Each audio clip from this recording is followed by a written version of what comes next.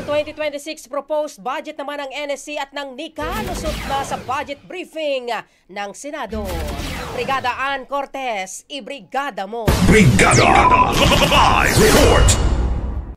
Brigada Leon, nakalusot na nga mula sa budget briefing ng Senate Committee on Finance Subcommittee E ang 2026 proposed budget ng National Intelligence Coordinating Agency at maging National Security Council.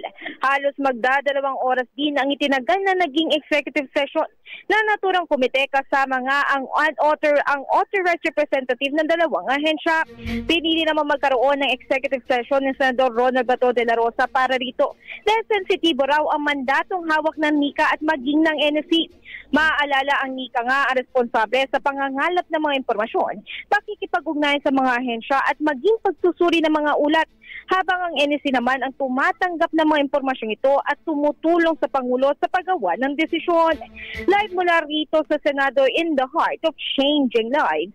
Ako si Brigada Ann Cortez ng 105.1 Brigada News FM Manila, the Music News Authority. Ang bahaging ito ay hatid sa atin ng Fast Relax. Tanggal ang sakit, ora mismo.